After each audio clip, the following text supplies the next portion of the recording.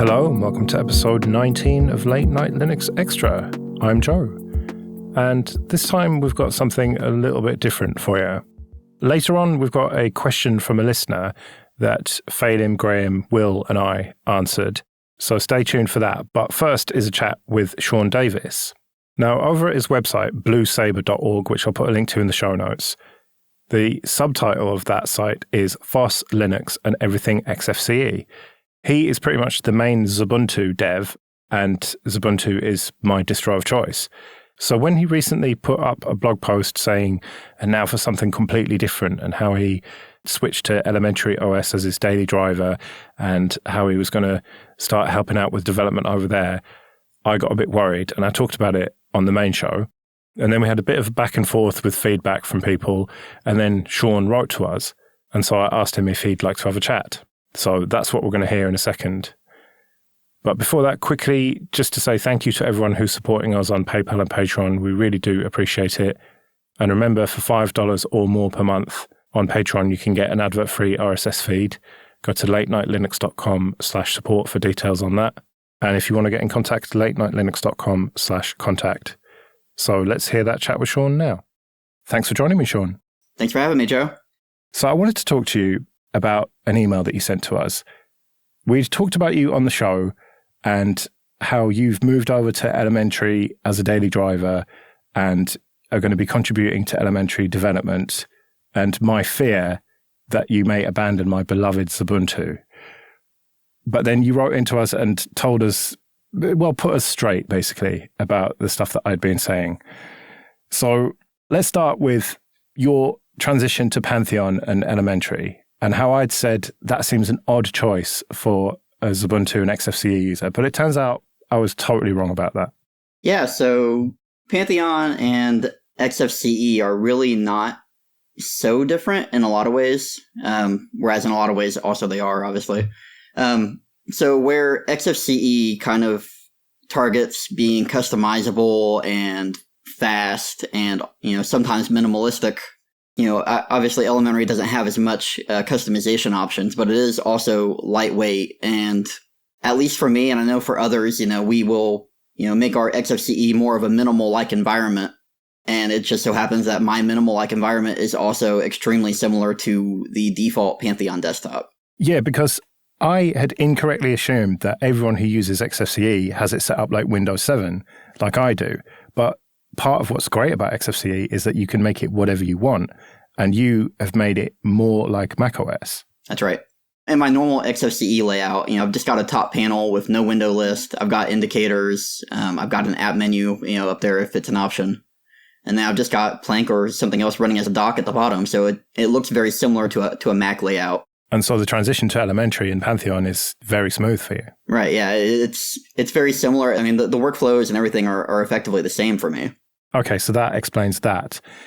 Frustrations with the community and me suggesting that you might be bored with Xfce. I had said that there are toxic people in all communities, and you saying that you'd had enough of some of the experiences you had been having in the Xfce community and you'd found Elementary to be a much nicer community.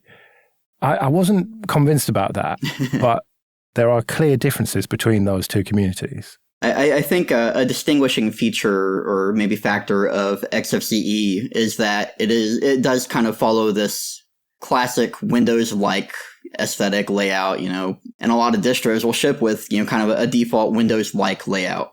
And that kind of speaks to the fact that Xfce, in a way, kind of targets a more classic desktop paradigm.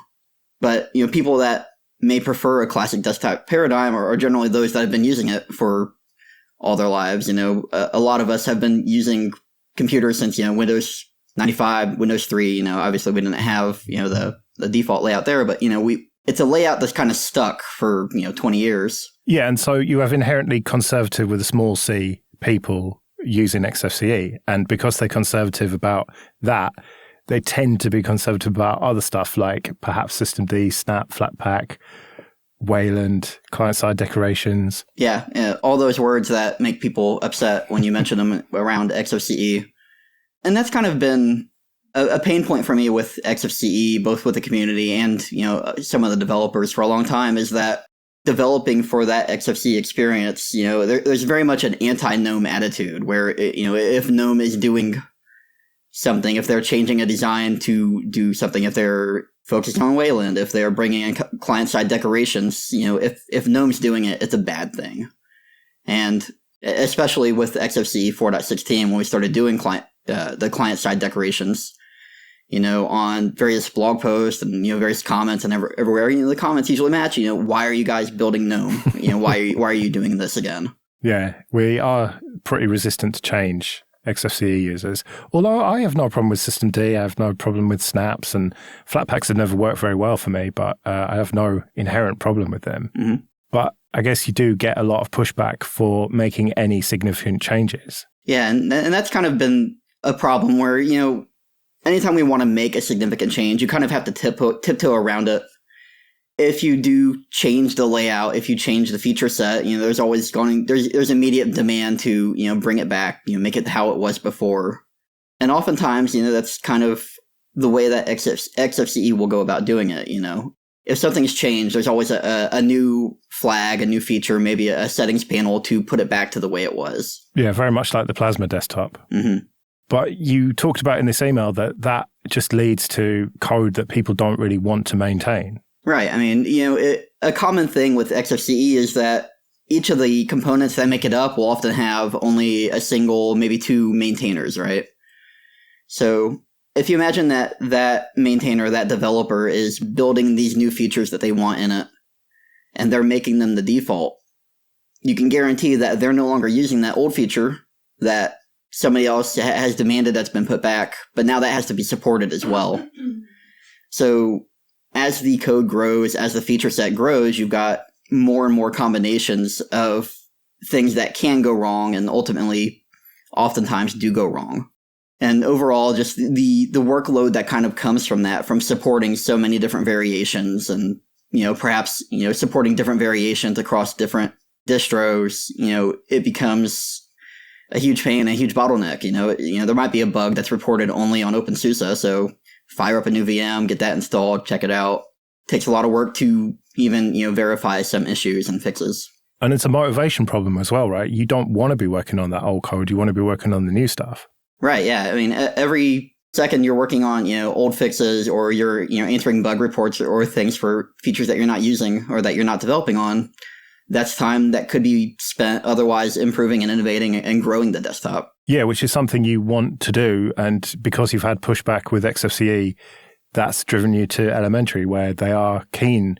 The developers there, the team, Dan and Casti and everyone else, they are very keen to push things forward. Right. Or at the very least, it's the goal isn't to maintain all functionality. It's a very opinionated desktop. They have a design, they have a feature set, and that is what they are promoting and pushing forward. Okay, this episode is sponsored by Linode. Go to linode.com/late-night-linux to get started with $100 free credit and 60 days to use it. Linode offers cloud computing solutions in data centers all over the world. Whether it's scalable VMs with a choice of major distros or one-click apps and stacks, dedicated CPU and high RAM instances, block and object storage, or cloud firewalls and DDoS protection, Linode has everything you need for your personal projects right up to managed enterprise infrastructure. I recently moved our website over to Linode and it was really straightforward. And when I needed a Mumble server for our community meetups, spinning up a new VM for that was an absolute breeze. Everything's been running flawlessly since I set it up, and I love the peace of mind I get from the automatic backups. So go to linode.com/late-night-linux, get your $100 credit, and check out Linode's great cloud hosting services and first-class, always available support. That's linode.com/late-night-linux. So what about still developing Xfce and Xubuntu? Because you're not using that anymore as a daily driver. So that must be very hard to motivate yourself to still stay involved there. I think my answer for both of those is slightly different. So I think I'll start with Xfce, which, in the last, year or so, has really kind of seen an explosive growth in popularity and developer interest. So with Xfce 4.16, we started having more rapid development cycles. We moved to GitLab, which made it a lot easier for new people to, join in, report bugs, commit provide changes and patches and stuff. It also gave us continuous integration options. So now, every commit, is being tested, and there's a series of tests that are going. There's developer documentation now at developer.xfce.org. I think Xfce is now in a place where, when I first started contributing to it, it wasn't as popular, it wasn't as supported, there wasn't a whole lot of interest, and I think now it's in a place to where I don't feel bad to step away because I think it's in good hands. Well, because it seemed like it was dormant for a very long time, which I didn't really mind about because nothing changed and I'm conservative with a small c, so that was all good for me. But then GTK 3 came along and it started to lag behind that. And it seemed like maybe it's just because you were blogging about it and being quite public and almost the public face of it. But it seemed like when you came along, you lit a fire under it and made these developments happen. I mean, I presume you wouldn't want to take full credit for that, but I just worry that if you totally step away, is there enough of a community left there to keep it going? Yeah, absolutely. So I think I did contribute to that, at least kind of pushing for the fact, like whenever I first started contributing, it was one of the things I did was I was just reporting tons of bugs. And that's what kind of got me pulled into the project to begin with, because I was reporting more bugs than people were ready to fix. I think I've pushed some of that, but I think a larger push and still a prominent push is kind of coming from Simon Steinbase, who's kind of, effectively leading the project at this point and, pulling it forward. And I think everybody's, following him. And I think that's why it's in good shape right now. Yeah, I saw a recent blog post by him saying that he's got post 4.16 fatigue and he was just kind of taking a break after that. But the 4.18 release is, ramping up that whole cycle. So it does seem like he is motivated to keep doing it. But it sounds like with Ubuntu, then you're not as confident that has got maintainers, and you may have to stay a bit more involved there. Yeah. So, and I think it's a problem caused by where we are at this point. So, I think with Ubuntu, we've found a sweet spot. The system works well, the applications work well together, everything looks right. And there's not really a whole lot of tweaks that can be made to improve. And bringing in new features and new apps at this point kind of feels, more like bloat than it does, making it more effective. So the problem we have is, how can we innovate, or, do we even need to at this point? Which, since we've kind of found ourselves asking that question, there's not a whole lot of interest in developing Ubuntu, at least as far as I can see. We haven't had really any new developers in a long time. Much of our core team's still around, but far less than before. Life gets busy. Everybody's having kids. They've got their jobs. It's a realistic problem. But when we're not bringing in, fresh people, new blood, that's when the project kind of goes stale and there's not a whole lot of activity. So growing that team is really difficult. We've had a spike in interest recently. I think Yusuf is to thank for a lot of that. He's been really public on Twitter and, pulling people in and getting them involved. And I think that's been a huge help. But as for the development side of things, I still find myself doing a lot of the work, even as I'm starting to back away. And I saw, somebody on Twitter mentioned the same. I have a lot of the commits, the pull requests. I'm still very much active in the project and am largely leading the releases and, keeping the code in a fresh place. Yeah, and the thing with Ubuntu is you are forced basically to do a release every 6 months and an LTS every 2 years, something that isn't the case with Elementary. And I wanted to ask you about that. Like, is that part of the attraction of moving over there as well, that it's like it's ready when it's ready, not we've got to hit these 6 month deadlines and we don't want to hold up all the other flavors and everything, so we just have to get it done? And that means not necessarily introducing anything new, just making it just sort of tick over. To be honest, I hadn't thought about that, but that is a really nice benefit of it. And it's something that I've kind of been jealous of, with Ubuntu. Like you said, we're kind of targeting that 6 month cycle. And inside those 6 months, we have these, the milestones as well. So it is very aggressive and very time consuming. And just the release process in general, even with the previous release where we didn't change hardly anything, there wasn't a whole lot of work going into Ubuntu. There was still a significant amount of effort, with just getting the releases out. Whereas I suppose contributing to Elementary, you're not going to be as senior, right? You can just help out here and there in your spare time and not have that responsibility. Right. And that's kind of where I've been for a while. I've not had as much time to contribute to the projects. So I guess that's probably part of it too. I feel like I'm not contributing as much as I used to. Particularly earlier, I guess mid last year, I kind of got burnt out of everything. So I didn't really do a whole lot of work, between, July and October. And then after that, I came back, and even then I just was kind of unsatisfied, and everything was frustrating and a lot of work. So I don't know. I think it's because of where I'm at in my roles in Xubuntu. I've got a lot on me, and it's exhausting to kind of support all that. So yeah, I do like the idea with elementary, I can be just a contributor instead of an owner. But then isn't there a kind of satisfaction to having that ownership? Absolutely. Xubuntu means a whole lot to me. I've kind of, built a lot around that. I think I've made Xubuntu a huge part of my identity, but I'm just not as satisfied with it as I used to be.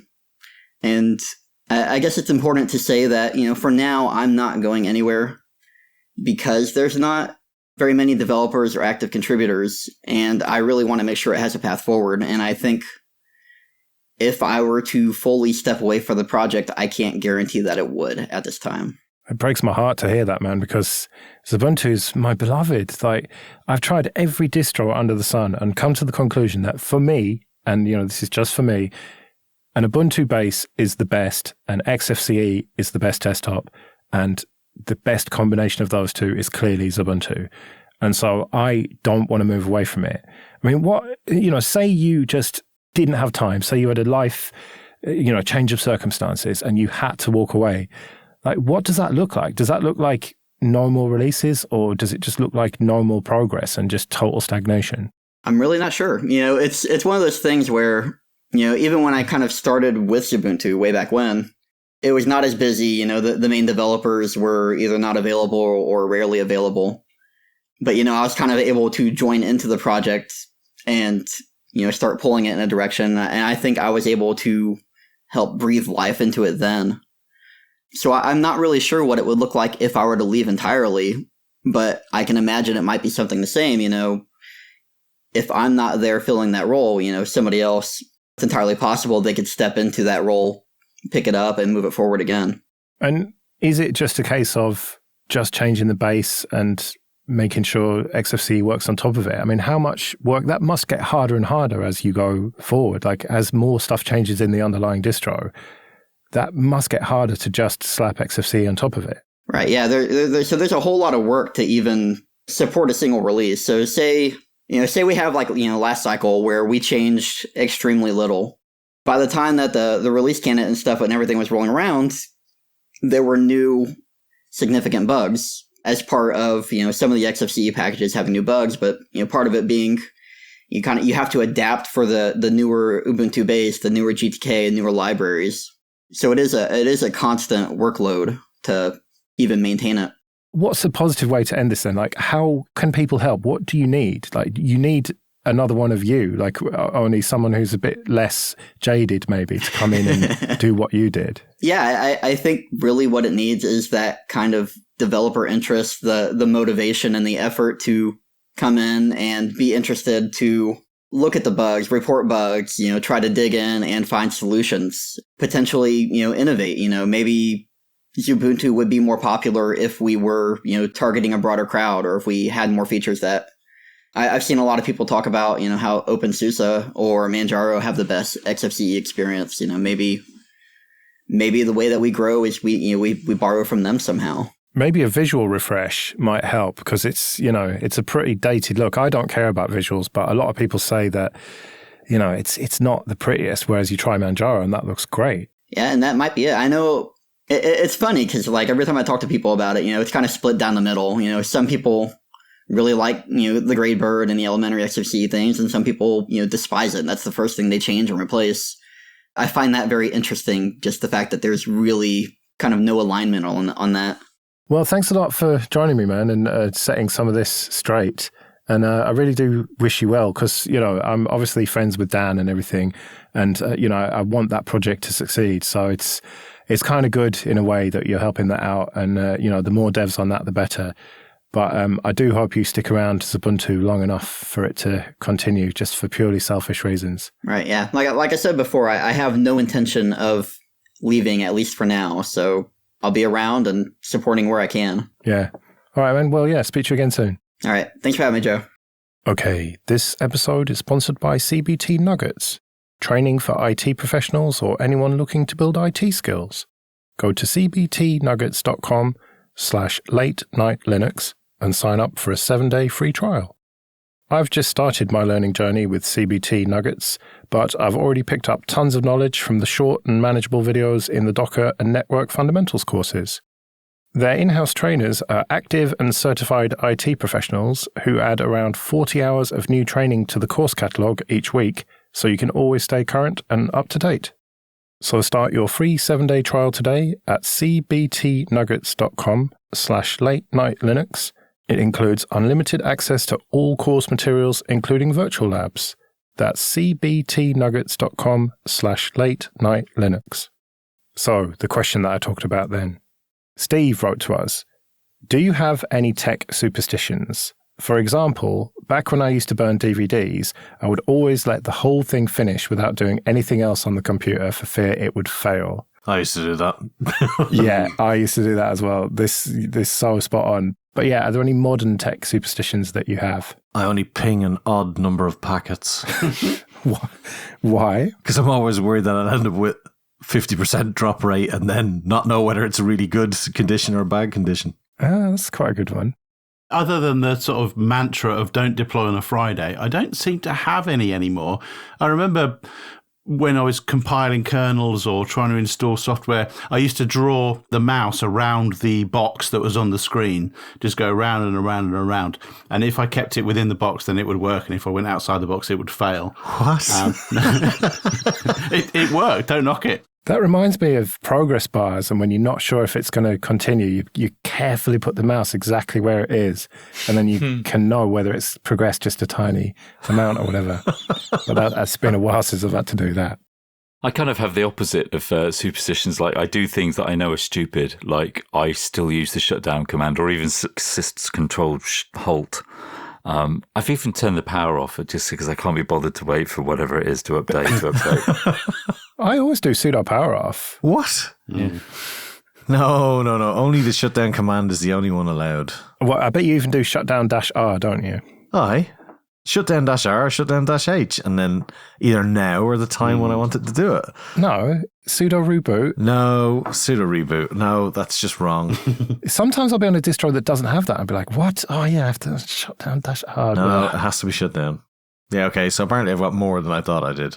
Yeah, okay. And also I unplug, if something's crashing, I will unplug it and then leave it unplugged for like a minute, which is, there's no reason for that. Yeah, the capacitors, you have to wait for them to discharge.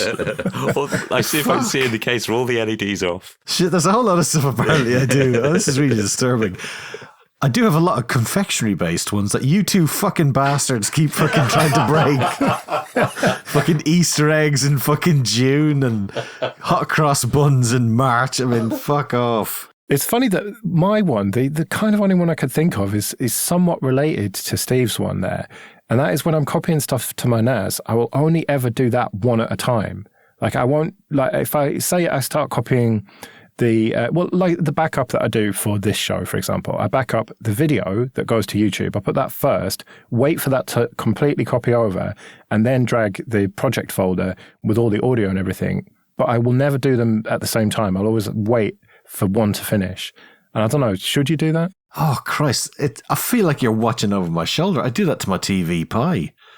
Because I've always been worried that putting too much stuff down it makes no sense. But I've had some copies die if I did like more than, I think it was 3 or 4. So I've often wondered if they could make a KDE plugin where if you can set the amount in a consecutive copy that could go to a host, it'd be a great feature to have where you could go, yeah, if I dump 5 things toward this host, just do one at a time, slowly. Well, I guess it's also related to doing things, input-output stuff like recording audio. Like if I'm recording audio like this podcast, I dare not zoom out in Audacity in case it messes up the recording somehow or the machine hangs. I used to be like that, but then I just got over it because it's just, you need to do it sometimes just to check and to see how long you've been going or whatever. But yeah, I do sympathize with that. I'd be very worried. Like if I didn't have the Mumble backup going and my other SD card recorder, then I'd probably be a little bit reluctant. And if there was a me to shout at me, so if I was in your position, then yeah, I wouldn't be zooming in and out either. Backups don't work if you don't tail the log file while you're looking at them copying.